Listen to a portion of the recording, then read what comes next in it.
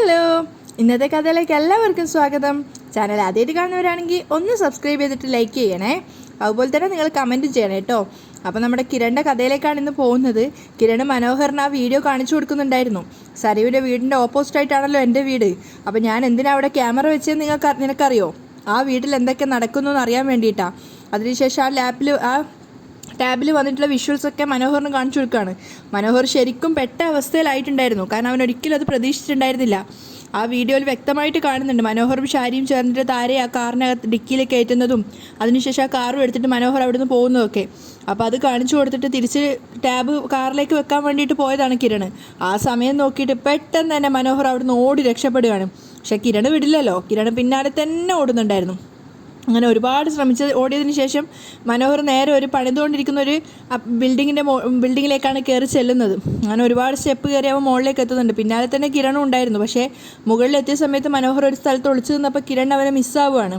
അതുകൊണ്ട് തന്നെ കിരൺ അവിടുന്ന് നിരാശനായിട്ട് മടങ്ങുകയാണ്. ഒരുപാട് തവണ മനോഹറിൻ്റെ പേര് വിളിച്ചു നോക്കിയിട്ട് കാണുന്നില്ല എന്ന് കണ്ടപ്പോൾ കിരൺ അവിടുന്ന് മടങ്ങുകയാണ്. ആ സമയത്ത് ദീർഘശ്വാസത്തോടെ നമ്മുടെ മനോഹർ അവിടുന്ന് ഇറങ്ങി വരുന്നുണ്ടായിരുന്നു. പക്ഷേ അൺഫോർച്ചുനേറ്റ്ലി മനോഹർ നേരെ കിരണിൻ്റെ മുന്നിൽ തന്നെയാണ് ചെന്ന് പെടുന്നത്. അവൻ കാല് വെച്ചിട്ട് മനോഹറിനെ വീഴ്ത്തുകയാണ്. അതിനുശേഷം നല്ല ബേഷ കൊടുക്കുന്നുണ്ട്. ഒരുപാട് തല്ലുകൊണ്ടതിന് ശേഷം അവസാനം മനോഹർ പറയാണ്, ഞാൻ നിരപരാധിയാണ് സർ, നടന്നത് എന്താണെന്ന് ഞാൻ പറയാം. അതിനുശേഷം നടന്ന കാര്യങ്ങൾ ഷാരി പറഞ്ഞു കൊടുത്തത് പ്രകാരം വള്ളി പുള്ളി തെറ്റാതെ മനോഹർ മുഴുവൻ കാര്യങ്ങളും കിരണിന് പറഞ്ഞു കൊടുക്കുകയാണ്. അതായത് താര സരയുവിനെ കാണാൻ വേണ്ടി സാരിയായിട്ട് അങ്ങോട്ടേക്ക് വന്നതും ആ സമയത്ത് അവർ രണ്ടുപേരും അവിടെ വെച്ചിട്ട് പിടിവലി നടന്നതും ഷാരി തള്ളിയ സമയത്ത് താരയുടെ തല കൊണ്ടുപോയിട്ട് സ്റ്റെയർ കേസിന് അടിച്ചതും അവർ മരിച്ചു എന്ന് കരുതിയിട്ട് എവിടെയോ ഹൈഡ് ചെയ്ത് വെച്ചു. അതിനുശേഷം രാത്രി മനോഹർ ഫോണുമായിട്ട് വരുന്ന സമയത്താണ് ഷാരി താരയുടെ ബോഡി വലിച്ചുകൊണ്ട് പോകുന്ന കാണുന്നത്. ആ സമയത്ത് പേടിയോടെ മനോഹർ എന്താ കാര്യം ചോദിക്കുമ്പോഴാണ് ഷാരി ഈ കാര്യങ്ങളൊക്കെ പറഞ്ഞു കൊടുത്തത്. അതിനുശേഷം അവൻ ഷാരിയെ സഹായിക്കുകയാണ് ആ ബോഡി ഒന്ന് ഡിസ്പോസ് ചെയ്യാൻ വേണ്ടിയിട്ട്. അവിടെ വെച്ചിട്ടായിരുന്നു മനോഹറിന് മനസ്സിലായിട്ടുണ്ടായിരുന്നത് താര മരിച്ചിട്ടില്ല എന്നും അവർക്ക് പൾസ് ഉണ്ട് എന്നുള്ളതും. അത് തൽക്കാലം ഷാരിയോട് പറയേണ്ടെന്ന് കരുതിയിട്ടാണ് താരയെ ഡിക്കിലേക്ക് വലിച്ചു കയറ്റിയത്. അതിനുശേഷം അവിടുന്ന് താരയുടെ ബോഡി കൊണ്ടുപോയിട്ട് സനലിനെയും കൂട്ടിക്കൊണ്ട് റോഡരികിൽ കിടത്തിയതാണെന്നൊക്കെയുള്ള കാര്യങ്ങൾ മുഴുവനായിട്ട് കിരണ് പറഞ്ഞു കൊടുക്കുകയാണ്. ഇതാണ് സത്യം. മുഴുവൻ കഥയും പറഞ്ഞിട്ട് പേടിയോടുകൂടി മനോഹർ പറയാണ്. അപ്പോൾ കിരൺ പറയുന്നുണ്ട്, സത്യം അതല്ലല്ലോ, മരിച്ചു എന്ന് വിശ്വസിച്ചിട്ടല്ലല്ലോ നീ അവരെ റോഡരികിൽ തള്ളിയത്. ഇത്തിരി പൾസ് ഉണ്ടായിരുന്ന അവരെ നീ കൃത്യസമയത്ത് ഹോസ്പിറ്റലിൽ എത്തിച്ചിരുന്നെങ്കിൽ ഞാൻ നിന്നെ വെറുതെ വിടുമായിരുന്നു.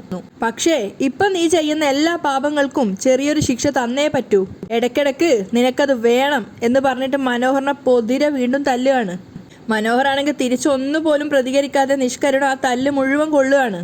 അവസാനം കിരണ് തല്ല് നിർത്തില്ല എന്ന് ബോധ്യമായപ്പം മനോഹർ തന്നെ പറയുന്നുണ്ട്, മതി മതി മതി, ഇനി എന്നെ തല്ലരുത്, ഇനി എന്നെ തല്ലിയാൻ ഞാൻ ചത്തുപോകും, പോടാ എന്ന് പറഞ്ഞുകൊണ്ട് മനോഹർ അവനെ പിടിച്ച് വീണ്ടും തള്ളുകയാണ്. അതിനുശേഷം ഷാരിയുടെ ഫോണിലേക്ക് വിളിച്ചിട്ട് പറയുന്നുണ്ട്, എനിക്ക് എത്രയും പെട്ടെന്ന് നിങ്ങളെ കാണണം, ഇപ്പം തന്നെ പുറപ്പെട്ടോ. കിരണ് വിളിച്ചു പറഞ്ഞതുകൊണ്ട് തന്നെ പേടിയോടുകൂടിയാണ് ഷാരി നിൽക്കുന്നത്, കാര്യം എന്താണെന്ന് അറിയാത്തതുകൊണ്ട്. അങ്ങനെ കുറച്ചു നേരം വെയിറ്റ് ചെയ്തപ്പോഴാണ് കിരൺ എത്തുന്നത്. വന്നപ്പോൾ തന്നെ ദേഷ്യത്തോടെ അവൻ പറയുന്നുണ്ട്, സത്യം പറഞ്ഞാൽ ഇപ്പം നിങ്ങളോട് ചോദിക്കാൻ പോകുന്ന കാര്യം നിങ്ങളുടെ വീട്ടിൽ വന്ന് നിങ്ങളുടെ മോളുടെയും നിങ്ങളുടെ ഭർത്താവിൻ്റെ മുന്നിൽ വെച്ച് ചോദിക്കേണ്ടതാ. പിന്നെ അതിൻ്റെ സമയമായിട്ടില്ല എന്ന് തോന്നുന്നു. ഉത്രാടത്തിൻ്റെ അന്ന് സരയുവിന് കൊടുക്കാൻ വേണ്ടി ഒരു സാരിയുമായിട്ട് താരാൻ്റെ അവിടെ വന്നിട്ടില്ലേ? ഷാരി ഇങ്ങനെ പേടിയോടുകൂടി നിൽക്കുകയാണ്. അപ്പോൾ കിരൺ ചോദിക്കുന്നുണ്ട്, വന്നോ എന്നാണ് എൻ്റെ ചോദ്യം. പെട്ടെന്ന് തന്നെ പേടിച്ചുകൊണ്ട് തന്നെ ഷാരി പറയുന്നുണ്ട്, അയ്യോ ഇല്ല മോനെ, ആ പരിസരത്തേക്ക് പോലും താര വന്നിട്ടില്ല.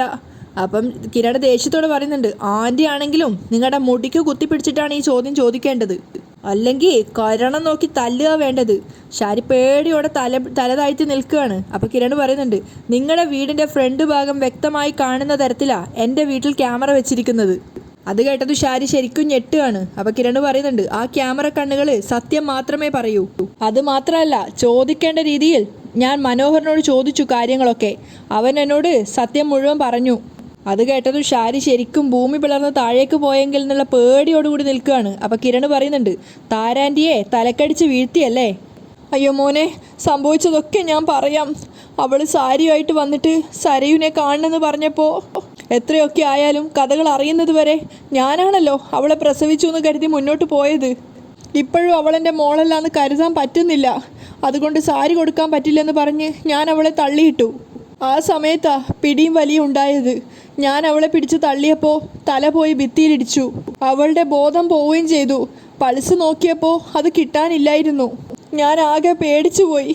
ആ സമയത്താ കൊണ്ടുപോയി റോഡ് വക്കിൽ തള്ളിയത്. അപ്പോൾ നിങ്ങളുടെ ഭർത്താവും മോളും മരുമകനും മാത്രമല്ല, നിങ്ങളും ഒരു ബോൺ ക്രിമിനൽ ആണല്ലേ? സാഹചര്യം കൊണ്ട് സംഭവിച്ചു പോയതാ. എന്നെയും എൻ്റെ മോളെയും നിങ്ങളെയൊക്കെ ഈ രീതിയിലാക്കിയ മോളുടെ അച്ഛനെ നിങ്ങൾ മോൻ വേണമെങ്കിൽ ക്രിമിനൽ എന്ന് വിളിച്ചോ. മനുമോൻ പാവാ. അപ്പോൾ കിരൺ ദേഷ്യത്തോടെ പറയുന്നുണ്ട്, എന്നാൽ പാവായ മരുമോനെ 1.5 കിലോമീറ്റർ മുന്നോട്ട് പോയാ അവിടെ ഒരു പരുവത്തിലുണ്ട്, അവിടെ ചെന്ന് അവനെ പോയൊന്ന് കാണ്. അത് കേട്ടത് ഷാരി ഞെട്ടിയിട്ട് ചോദിക്കുകയാണ്, അവനെ തല്ലിയോ മോനെ? ഇല്ല, അവനെ ഞാൻ തലോടി. ഷാരി സങ്കടത്തോടെയാണ് കേട്ടു നിൽക്കുന്നത്. മനോഹരൻ എന്തൊക്കെ സംഭവിച്ചു എന്ന് പറഞ്ഞാൽ അവരുടെ ഉള്ളു പടയാണ്. അപ്പം കിരൺ പറയുന്നുണ്ട്, ഇനി ശരിക്കും അമ്മായിയമ്മയും ഭാര്യയും കൂടി അവനെ നന്നായിട്ടൊന്ന് തലോടേണ്ടി വരും. അതിനു മുമ്പ് ഏതെങ്കിലും ഒരു നല്ല വൈദ്യരുടെ അടുത്ത് കൊണ്ടുപോകാൻ നോക്ക്. നാട്ടുവൈദ്യനാണെങ്കിൽ അത്രയും നല്ലത്. അപ്പം കരഞ്ഞുകൊണ്ട് ഷാരി ചോദിക്കുന്നുണ്ട്, എൻ്റെ കുഞ്ഞിനെ തല്ലി ചതച്ചോ മോനെ? ആ, സ്നേഹത്തോടെ ഒന്ന് ചതച്ചിട്ട് അവനെ വിട്ടത്. നിങ്ങൾക്കും നിങ്ങളുടെ മോക്കും ഭർത്താവിനും തരേണ്ടത് ഒന്നിച്ച് അവന് കൊടുത്തിട്ടുണ്ട്. ഷാരിക്ക് സത്യം പറഞ്ഞാൽ കിരണിട്ട് നല്ലോണം പൊട്ടിക്കണം എന്നുണ്ടായിരുന്നു. പിന്നെ സത്യങ്ങളൊക്കെ അവൻ വിളിച്ചു പറയുന്നുള്ള പേടിയിൽ അവനെ ഭയന്ന് നിൽക്കുകയാണ്. അപ്പോൾ കിരൺ പറയാണ്, എന്നാൽ പിന്നെ നോക്കി നിൽക്കാതെ ചെല്ല്, അവനെയും കൂട്ടിക്കൊണ്ട് പോവാൻ നോക്ക്. നെഞ്ചൊക്കെ നല്ല രീതിയിൽ കലങ്ങിയിട്ടുണ്ട്. പെട്ടെന്ന് ചെന്നില്ലെങ്കിലേ അവൻ്റെ ഡെഡ് ബോഡി ആയിട്ടേ നിങ്ങൾക്ക് മോളുടെ അടുത്തേക്ക് ചെല്ലാൻ പറ്റൂ. പിന്നെ പെട്ടെന്ന് മരിക്കേണ്ടവനല്ല അവൻ, അതുകൊണ്ട് കൊല്ലാൻ വേണ്ടിയല്ല തല്ലിയത്. ഇതൊക്കെ കേട്ട് ഷാരിക്ക് സങ്കടം വന്ന് അവർ കരയാണ്. എന്നിട്ട് കരഞ്ഞുകൊണ്ട് കിരണിനോട് പറയുന്നുണ്ട്, മോൻ്റെ കൈ ധരിക്കുന്നുണ്ടെങ്കിൽ എന്നെ തല്ലിക്കോ, അല്ലെങ്കിൽ അവിടെ വിശാലമായ ശരീരമുള്ള ഒരാളുണ്ട്, അങ്ങേരെ തല്ലിക്കോ. ആ ശരീരം ഒരു മൈതാനാ, പക്ഷേ മരുമോനെ ഒന്നും ചെയ്യല്ലേ മോനെ.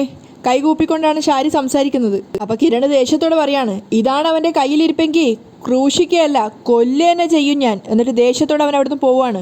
അവന് പിന്നാലെ തന്നെ കരഞ്ഞുകൊണ്ടാണെങ്കിലും ഷാരി വേഗം കാറിൽ കയറിയിട്ട് മനോഹറിനെ തെരഞ്ഞു പോവാണ്. അതേസമയം മനോഹർ കിരണിൻ്റെ അടുത്ത് തല്ലൊക്കെ കൊണ്ടിട്ട് റോഡ് വക്കിൽ കൂടെ സൈഡിൽ കൂടെ നടന്നു വരുന്നുണ്ടായിരുന്നു. ആകെ അടിയൊക്കെ കൊണ്ടൊരു പരുവായിട്ടാണുള്ളത്. നടക്കാൻ പോലും അവൻ ആവുന്നുണ്ടായിരുന്നില്ല. ആ സമയത്ത് മനോഹറിനെ തെരഞ്ഞുകൊണ്ട് കാറിൽ ഷാരി പോരുന്നുണ്ട്. ഷാരി ചുറ്റിലും അപ്പുറം ഇപ്പുറമൊക്കെ നോക്കുന്നുണ്ടായിരുന്നു. കുറച്ച് ദൂരം മുന്നോട്ട് പോയപ്പോഴാണ് പെട്ടെന്ന് മനോഹർ റോഡിലൂടെ നടന്നു വരുന്നത് ഷാരി കാണുന്നത്. അപ്പം തന്നെ ഡ്രൈവറോട് കാറ് നിർത്താൻ പറഞ്ഞിട്ട് ഷാരി പുറത്തേക്ക് ഇറങ്ങിയിട്ട് മനോഹറിനെ വിളിച്ച് കൂട്ടിക്കൊണ്ടുവരികയാണ്. വേദന കൊണ്ട് മനോഹർ പൊളയാണ്. അപ്പം കരഞ്ഞുകൊണ്ട് ഷാരി പറയാണ്, അയ്യോ എൻ്റെ കുഞ്ഞിന് എന്താ പറ്റിയേ? തല്ലി ചതച്ചു. കരഞ്ഞുകൊണ്ട് മനോഹറും പറയാണ്. അപ്പം ഷാരിയും പൊട്ടി പൊട്ടി കരയുന്നുണ്ട്. എല്ലാം മനസ്സിലായി. എൻ്റെ കുഞ്ഞിനെ ഈ പരുവാക്കിയല്ലോ. പെട്ടെന്ന് ഏതെങ്കിലും വൈദ്യരെ കൊണ്ട് കാണിച്ചില്ലെങ്കിൽ ശരിയാവില്ല. പിന്നെ മോൻ എഴുന്നേറ്റ് നടക്കാൻ പറ്റില്ല. വാ മോനെ വാ എന്നും പറഞ്ഞിട്ട് നടക്കാൻ വയ്യാത്ത മനോഹറിനെ വേച്ച് നടത്തിക്കൊണ്ട് അവർ കാറിനരികിലേക്ക് പോവാണ്. മനോഹർ നന്നായിട്ട് ചുമക്കുന്നൊക്കെ ഉണ്ട് ഇടികൊണ്ട് എൻ്റെ ആ ഒരു വേദനയിൽ. കാർ കയറിയിട്ട് ഡ്രൈവറോട് പറയുന്നുണ്ട്, പെട്ടെന്ന് വിട്, ഏതെങ്കിലും നല്ല നാട്ടുവൈദ്യന്മാരുടെ അടുത്തേക്ക് പോട്ടെ. അത് പോരെ മോനെ? മതി. മനോഹർ വയ്യാതെ സംസാരിക്കുകയാണ്. അങ്ങനെ ഡോക്ടറെയൊക്കെ കാണിച്ചതിന് ശേഷം തിരിച്ച് വീട്ടിലേക്ക് എത്തുന്നുണ്ട്. ആ സമയത്ത് സങ്കടത്തോടെ മനോഹറിനെ പിടിച്ച് അകത്തേക്ക് കൊണ്ടുപോകുന്നതിനിടയിൽ ഷാരി പറയുന്നുണ്ട്, ഇപ്പം എനിക്ക് വേണ്ടിയാണല്ലോ മോനെ നീ ഈ തല്ലൊക്കെ വാങ്ങിക്കുന്നത്. എനിക്ക് ഭയങ്കര വിഷമമുണ്ട്. കരഞ്ഞുകൊണ്ടാണ് ഷാരി പറയുന്നത്. അപ്പം മനോഹർ പറയുന്നുണ്ട്, സാരമില്ലമ്മേ, സ്നേഹിക്കുന്നവർക്ക് വേണ്ടി ശരീരം ഇത്തിരി ചതഞ്ഞാലും കുഴപ്പമൊന്നുമില്ല. അപ്പം ഷാരി പറയാണ്, എൻ്റെ സർവ്വ സ്വത്തും സ്വർണവും ഒക്കെ എൻ്റെ മോന് തന്നെ തരും, ഇല്ലെങ്കിൽ ദൈവം എന്നോട് പൊറുക്കത്തില്ലടാ മോനെ. മനോഹറിനെ താങ്ങി പിടിച്ച് നടക്കാൻ സഹായിച്ചുകൊണ്ടാണ് ഷാരി പറയുന്നത്. പെട്ടെന്നാണ് സരയു അകത്ത് നിന്ന് ആ കാഴ്ച കാണുന്നത്. മനോഹരനെയും കൂട്ടി വരുന്ന അമ്മ. മനോഹരനാണെങ്കിൽ ആകെ ചതഞ്ഞ അവസ്ഥയിലാണ്. മനോട്ടാ, അയ്യോ എന്താ എൻ്റെ മനോഹരന് പറ്റിയത് എന്നൊക്കെ പറഞ്ഞ് ഓടി വരികയാണ് സരയു. അപ്പം മനോഹർ പറയുന്നുണ്ട്, അയ്യോ ഇങ്ങനെ ഓടി വരല്ലേ മോളൂ, വയറ്റിലൊരു കുഞ്ഞുള്ളതല്ലേ. അപ്പോൾ ഷാരി അത് കേട്ടിട്ട് പറയുന്നുണ്ട്, അയ്യോ ഈ സമയത്ത് പോലും കുഞ്ഞിൻ്റെ കാര്യത്തിൽ എന്ത് ശ്രദ്ധയാണ് എൻ്റെ മോനെ. എൻ്റെ മനോഹരന് എന്താ പറ്റിയത്? സരയു ചോദിച്ച കേട്ടതും മനോഹർ ഷാരിയുടെ മുഖത്തേക്ക് നോക്കുകയാണ്. രണ്ടുപേരും കണ്ണുകൊണ്ട് പറയരുത് നാങ്യം കാണിച്ചിട്ട് ഷാരി പറയുന്നുണ്ട്, എന്താ പറ്റിയെന്ന് അറിയില്ല മോളെ, ഏതോ ഗുണ്ടകൾ മോനെ തല്ലിയതാ. എന്നിട്ട് അവർ എന്നെയാ വിളിച്ച് പറഞ്ഞത് തല്ലി കാറിലിട്ടിട്ടുണ്ടെന്ന്. ഞാൻ ചെന്നപ്പോൾ ഇഞ്ച പരുവമായിട്ട് കാറിൽ കിടക്കുകയായിരുന്നു. അപ്പോൾ സരയു ആകെ ടെൻഷനായിട്ട് ചോദിക്കുന്നുണ്ട്, ആരാ മനോഹരനെ തല്ലിയത്? അവരെ ഞാൻ ഇതിനു മുമ്പ് കണ്ടിട്ടില്ല. മനോഹർ പറയാണ്, എനിക്ക് ഉറപ്പാ അവരാ ചന്ദ്രസേനൻ്റെ ആൾക്കാരായിരിക്കും. സരയു പറയുന്നുണ്ട്, കിരൺ പറഞ്ഞിട്ട് അവൻ്റെ അച്ഛൻ്റെ ഗുണ്ടകളെ കൊണ്ട് ചെയ്യിപ്പിച്ചതായിരിക്കും. ഒന്നും അറിയത്തില്ല എനിക്ക്, പുറമേ വലിയ പരിക്കൊന്നുമില്ലെങ്കിലും ഉള്ളു മൊത്തം കലങ്ങിയിരിക്കുക. മനോഹർ വയ്യാതെ പറയാണ്, കാടമുട്ടയിൽ കുരുമുളകിട്ട് പച്ചയ്ക്ക് കുറച്ച് ദിവസം കുടിക്കേണ്ടി വരും അമ്മാ. മനോഹർ വേദന കൊണ്ട് പൊളയാണ്. അപ്പോൾ സരയു പറയുന്നുണ്ട്, അമ്മ മനോഹരനെ കൊണ്ട് നേരെ പോലീസ് സ്റ്റേഷനിലേക്ക് പോകാത്തത് എന്താ? അവിടെ പോയി കേസ് കൊടുക്കാത്തത് എന്താ? അപ്പം ഷാരി ഇങ്ങനെ ടെൻഷനോടെ നിൽക്കുകയാണ്. അപ്പം മനോഹർ പറയുന്നുണ്ട്, കേസ് കൊടുത്തിട്ട് എന്താ മോളെ കാര്യം?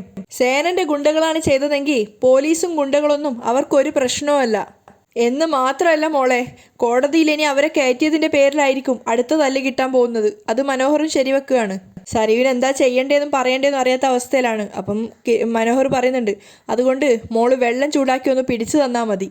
അപ്പം ഷാരി പറയുന്നുണ്ട്, മോളെ വൈദ്യർ കുറച്ച് മരുന്ന് തന്നിട്ടുണ്ട്, അത് കാറിലിരിക്കുക, മോള് മോനെയും കൂട്ടി അകത്തേക്ക് പോ, ഞാനത് എടുത്തോണ്ട് വരാം. അങ്ങനെ സരിയും മനോഹറിനെ പിടിച്ച് നടക്കാൻ സഹായിച്ചപ്പോൾ മനോഹർ പറയുന്നുണ്ട്, മോൾ ഈ വയറും വെച്ച് എന്നെ പിടിക്കാൻ സഹായിക്കൊന്നും വേണ്ട, ഞാൻ പോയിക്കോളാം, എന്താ ഈ പറയുന്നത്, എനിക്കൊരു കുഴപ്പമില്ല എന്ന് പറഞ്ഞ് സരിയും മനോഹറിനെ സപ്പോർട്ട് ചെയ്യാണ്. ആ സമയത്തൊക്കെ ഷാരിക്ക് വല്ലാത്ത മനപ്രയാസം ഉണ്ടാവുന്നുണ്ട്. അവർക്ക് വേണ്ടിയാണല്ലോ മനോഹർ ഈ തല്ലൊക്കെ കൊള്ളുന്നതെന്ന് വിചാരിച്ചിട്ട്. അതേസമയം മനോഹറിന് ചൂടുവെള്ളം പിടിച്ചു കൊടുക്കുകയാണ് സരിയു. അവന് വേദന എടുത്ത് പൊളയുന്നുണ്ടായിരുന്നു. എനിക്ക് സഹിക്കാൻ പറ്റുന്നില്ല, അയ്യോ എന്ത് വേദനയാ. അപ്പം സരിയു പറയുന്നുണ്ട്, ഗുണ്ടകളുടെ കൈ എന്ന് പറയുന്നതേ വെറും കൈയൊന്നുമല്ല, ഇരുമ്പൊലക്കെയാ, അതൊന്നും താങ്ങാനുള്ള ശേഷി എൻ്റെ മനുവേട്ടനില്ല. അപ്പം മനോഹർ പറയുന്നുണ്ട്, 4-5 പേർ ഒന്നിച്ച് വന്നിട്ടാ, ആദ്യമൊക്കെ ഞാനൊന്ന് പിടിച്ചു നിന്നായിരുന്നു, ഞാനും കരാട്ടയിൽ ബ്ലാക്ക് ബെൽറ്റ് ആണല്ലോ, പക്ഷേ അവന്മാർ 4 പേരും ബ്ലാക്ക് ബെൽറ്റ് ആയിപ്പോയി, അതാ ഒന്നും ശരിയാവാതെ പോയത്. അപ്പം അവൾ ചൂട് പിടിക്കുന്നതനുസരിച്ച് നല്ല ചൂടുണ്ടായിരുന്നു. അപ്പം മനോഹർ പറയുന്നുണ്ട്, പതുക്കെ പതുക്കെ അവിടെയൊക്കെ നല്ല വേദനയാ. അപ്പം സരിവ് പറയുന്നുണ്ട്, എങ്കിൽ പിന്നെ വൈദ്യശാലയിൽ പോവാതെ ഹോസ്പിറ്റലിലേക്ക് പോവാത്തത് എന്താ, ശരീരം മുഴുവൻ ചതഞ്ഞു കഴിഞ്ഞാൽ ആയുർവേദം തന്നെയാണ് നല്ലത്, രക്തം എവിടെയെങ്കിലും കട്ട പിടിച്ച് കിടക്കുന്നുണ്ടെങ്കിൽ അവരത് നേരെയാക്കും, ഇനിയിപ്പോൾ നാളെ മറ്റന്നാളൊക്കെ ഒന്ന് പോവേണ്ടി വരും. അപ്പം സരീവ് പറയുന്നുണ്ട്, ഇതുകൊണ്ടൊക്കെയാണ് ഞാൻ പറയുന്നത് നമുക്ക് ഈ നാട് ശരിയാവില്ലെന്ന്, എത്രയും പെട്ടെന്ന് അമേരിക്കയിലേക്ക് പോവാമെന്ന്. അപ്പോൾ പ്രസവം കഴിഞ്ഞിട്ടേ പോകൂന്ന് വാശി പിടിച്ചത് മനുവേട്ടൻ തന്നെയാ, ഓരോരോ കാരണങ്ങൾ കൊണ്ടല്ലേ പോക്ക് വൈകിയത് മോളൂ, പിന്നെ നമ്മുടെ കുഞ്ഞാണെങ്കിൽ വയറ്റിക്കിടന്ന് വളർന്നുകൊണ്ടിരിക്കുന്ന സമയമാണ്, ആ സമയത്ത് ഫ്ലൈറ്റിൽ കയറി കഴിഞ്ഞാൽ അമ്മയ്ക്കും കുഞ്ഞിനും ശ്വാസം മുട്ടും. അതൊക്കെ പുറത്തു നിന്ന് കേൾക്കുന്ന ഷാരിക്ക് വല്ലാത്ത മനപ്രയാസം ഉണ്ടായിരുന്നു, അവരുടെ മനോഹറിൻ്റെ ആ ഒരു കെയറിങ് ഒക്കെ കണ്ടിട്ട്. അപ്പം മനോഹർ പറയുന്നുണ്ട്, നമ്മളൊരു നല്ല കുഞ്ഞിന് വേണ്ടിയിട്ടല്ലേ ഈ പെടാപ്പാട് പെടുന്നത് മോളൂ. ഷാരി ചിന്തിക്കുന്നുമുണ്ട്, ഈശ്വര എൻ്റെ കുഞ്ഞ്, അവൻ്റെ കുഞ്ഞിന് വേണ്ടി എന്തെല്ലാമാ സഹിക്കുന്നത്. അതേസമയം സരയു പറയുന്നുണ്ട് ദേഷ്യത്തോടെ, എൻ്റെ മനുവേട്ടാ, കാശുണ്ടെങ്കിൽ ആർക്കും എന്തും നടക്കും, മനുവേട്ടൻ്റെ കയ്യിലും കാശ് കുറേ ഇല്ലേ, കോടികളില്ലേ, അത് വെച്ച് മനുവേട്ടനും ഗുണ്ടകളെ വിലക്കെടുത്തൂടെ, എന്നിട്ട് അയലത്തുള്ളവനെയും അവൻ്റെ അച്ഛനെയും കൂടി പഞ്ഞി കിട്ടൂടെ. ഈ നാട് എനിക്ക് അവന്മാരത്ര പരിചയമില്ലല്ലോ മോളൂ, ഈ നാട്ടിലെ പ്രധാന ഗുണ്ടകളെല്ലാം അവന്മാർ വിലക്കെടുത്തിരിക്കുക, ഇനി ഞാൻ ഏതെങ്കിലും ഗുണ്ടകളെ വിലക്കെടുക്കാന്ന് വെച്ചാലും അവന്മാരൊക്കെ പരിചയമുള്ളവരായിരിക്കും, അങ്ങനെ ആവുമ്പോൾ നമ്മുടെ നീക്കം അവന്മാർ മുൻകൂട്ടി അറിയുകയും ചെയ്യും, അങ്ങനെ അറിഞ്ഞാൽ പിന്നീട് എൻ്റെ കാല് പിടിച്ച് അവന്മാർ നിലത്തടിക്കും.